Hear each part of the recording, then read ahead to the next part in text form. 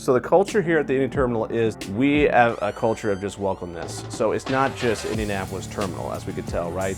We got our market team here, we got a CDL school, we got our Top Gun school here. Indianapolis is just the heartland of America. So we got Abilene here, we got Swift here, we got drivers all over the place utilizing our yard, our terminal. It doesn't matter who you are, we want to be able to help you out the best we can. When a driver comes through, I always try to make it just a point to say hello. Hey, how's it going? Even if they're just walking by, hey, give them a nod, give them a wave.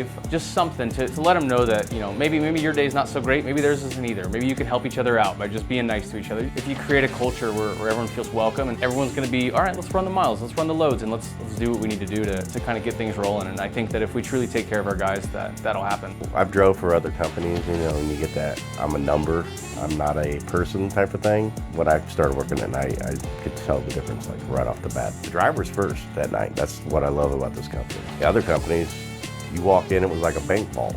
You ran into a piece of acrylic glass, they had little holes in there, and you said, hey, I need to talk to somebody, and they're like, we'll relay the message.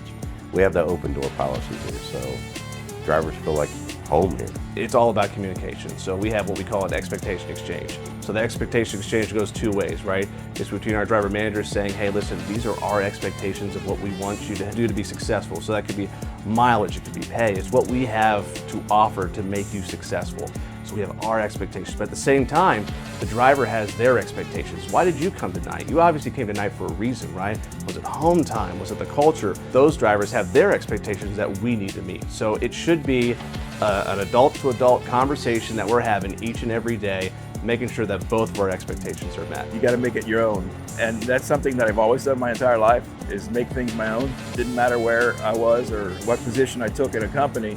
I just did it to the best I could and then just let everything else fly.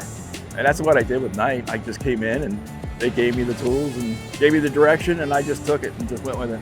I love passing on what I have in my head. So does all my instructors. I can only run one load a day, so can they. So the more people we can touch and make good drivers down the road, maybe they'll become trainers, maybe they'll become instructors down the road. And my one load turns into hundreds of loads of safe loads a day. The school's great because we're small. We're not like a big CDL mill. The school I went to, I was one of 30 people day one, and they didn't care about me, they cared about my tuition. Where here, we care about the people. So for Indy, the overall vision is definitely going to be growth. So obviously every day you can see it. We have guys who are in our CDL school who are training to become drivers. They're making this their career. Then we have our Top Gun, which trains those drivers. It helps out accelerate the training program. And then we got our own trainers here in Indy right now. We have such a big yard and a lot of space that there's opportunity for growth and for us to increase our truck count and to find loads and markets and lanes out here that we can really kind of grow Indianapolis and create that central